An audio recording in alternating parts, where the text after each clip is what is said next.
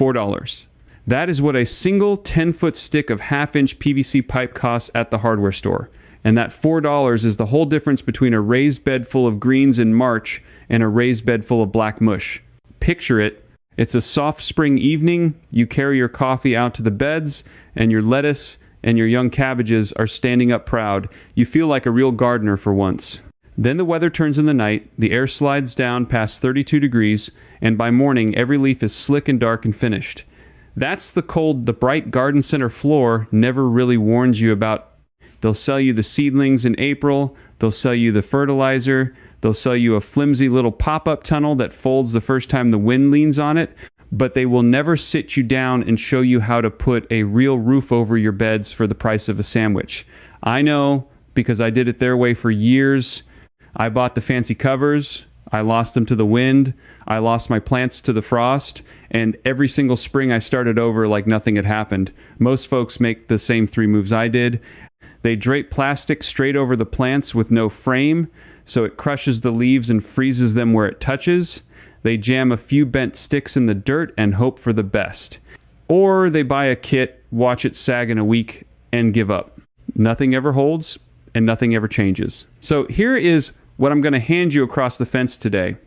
I'm going to show you 4 ways the old plane growers I learned from build hoops over a raised bed, real hoops that take frost, take wind, even take a load of wet snow, and I'm going to split it into 2 separate problems because cold is only half the fight. There is a second problem in high summer that kills just as many beds, and almost nobody connects the 2. And then there is a 4th quiet trick, a last little piece, that ties the whole thing together and was very nearly lost for good. I'm not naming that one yet. You'll have to walk up to it with me. But let me ask you something first. You think the hoop is the part that matters, don't you? I want you to hold that thought, because the man who taught me proved me wrong on it in about 10 seconds. I still remember standing at his beds in a cold gray drizzle while he reached out and shook one of his hoops hard with one hand, and the whole long row of them barely twitched, and mine at home would have folded like wet paper in that same wind. That one moment is the reason I garden the way I do now, and it's the reason this whole video exists. Part 1 is the frost, because that is the heartbreak that sends most people back to buying transplants in May instead of growing their own from seed. Here is why it stings so badly. When you lay a cover right down on the plant, you feel like you're tucking it into bed.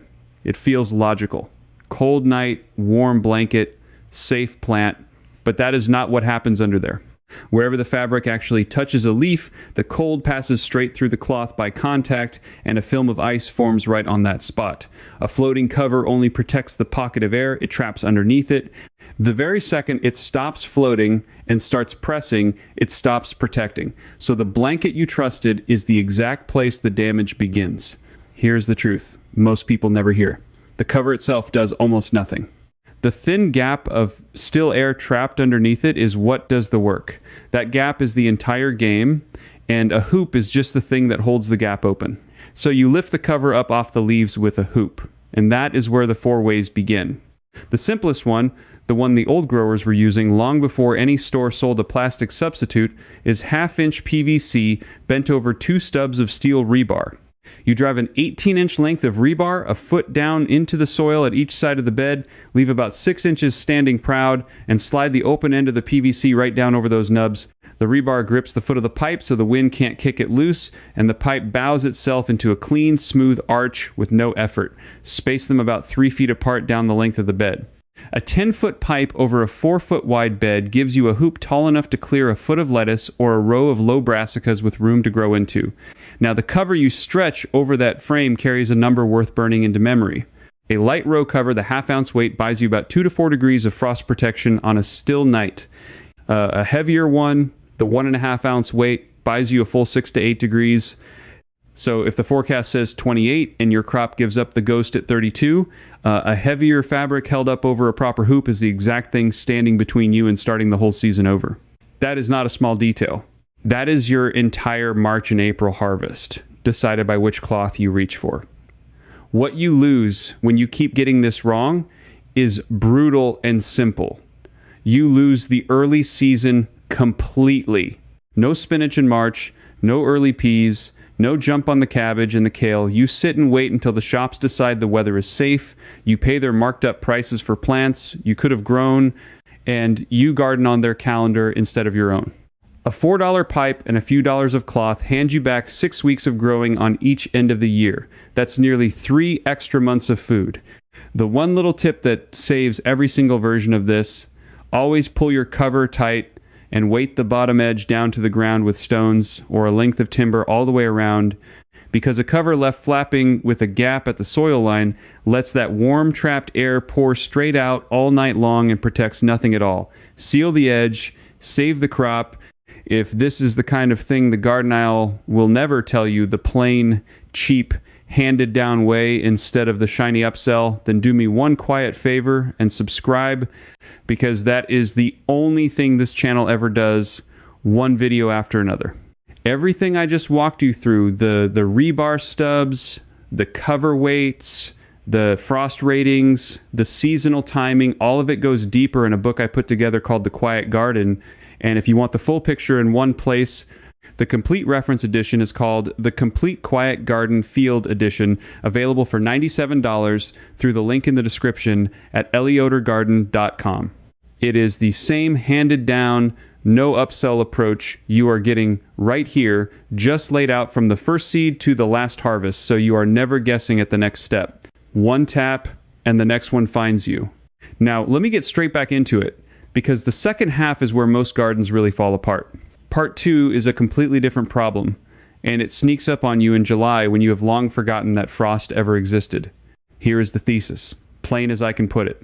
The same bed that freezes in spring will cook in summer, and the very same hoops will save it both times if you build them strong enough to stay up year-round.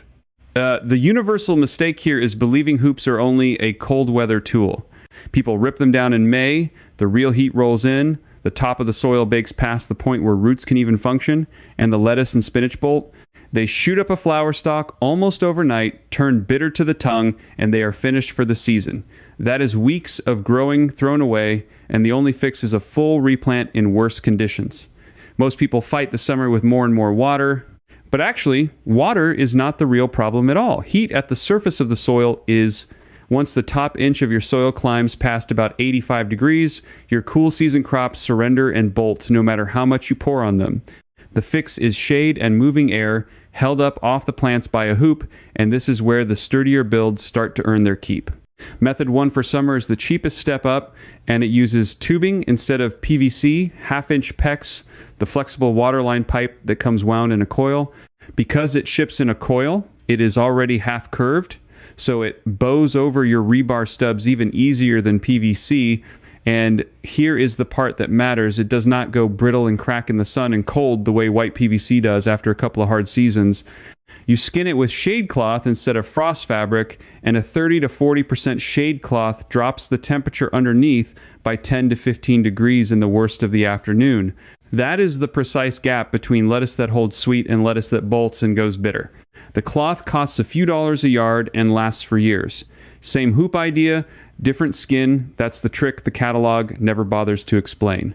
Method 2 steps up to metal, because even PEX has its limit when the sun is relentless. Here you bend half-inch metal conduit, the gray electrical tube called EMT, into hoops.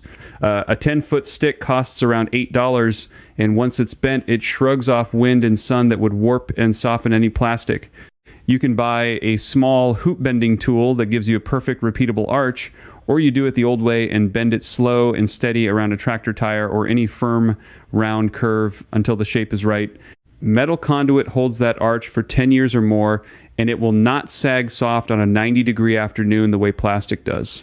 This is the one to reach for if your summers are long, dry, and harsh, and if you want a frame you set once and forget. Method 3 is the one the old growers truly loved, the one the glossy catalog never managed to replace, the livestock panel arch. You take a 16-foot cattle or hog panel, the stiff welded steel grid they sell for fencing, bend it into a half circle, and drop the two ends down between a pair of raised beds. It makes an arched tunnel strong enough to walk underneath and strong enough to carry a load of wet snow that would flatten everything else in the garden. It costs around $25 to $30. It never needs replacing in your lifetime, and you can run cucumbers and pole beans climbing up the sides while shade-loving greens grow happy underneath. The cost climbs with each method, but so does the payoff. A panel arch is a structure you build one single weekend and lean on for 20 years. The stakes in summer are every bit as real as the frost in spring. Get it wrong, and you don't just lose one planting, you lose the entire back half of the season, because a bolted plant never comes back, and bare-baked soil grows nothing but weeds and crust right through to autumn. Shade is not a luxury in July. It is the difference between a second harvest and an empty bed. Part 3, prevention. Here is the loop I left hanging open at the very start, and here is the fourth way, the quiet one the old man showed me last. Slow, almost like he was deciding whether I'd earned it.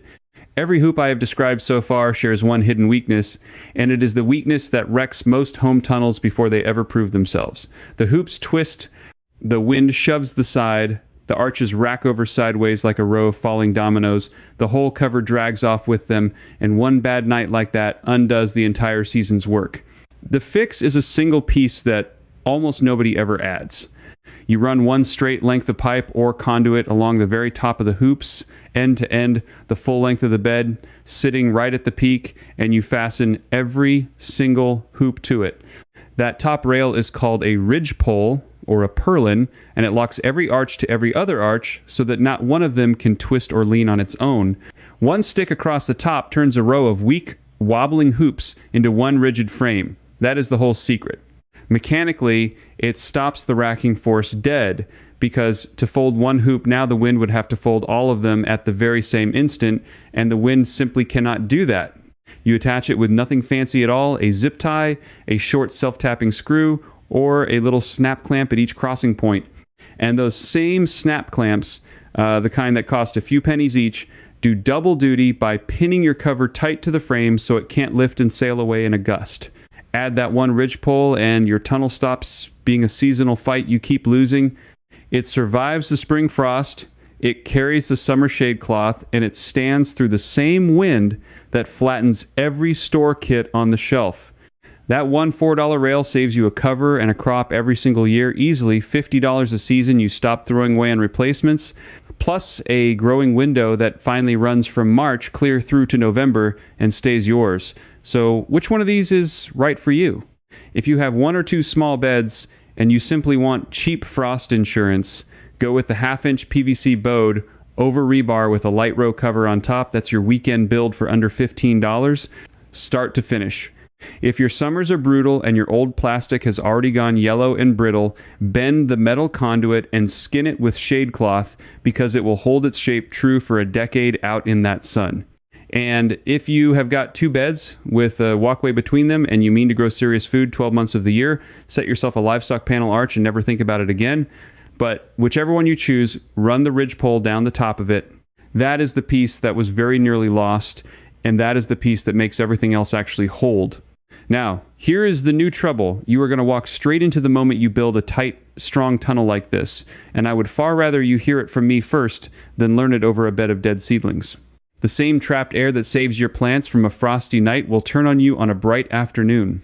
A closed tunnel sitting in clear February sun can climb past 100 degrees inside in under an hour and cook the very seedlings you built the thing to protect.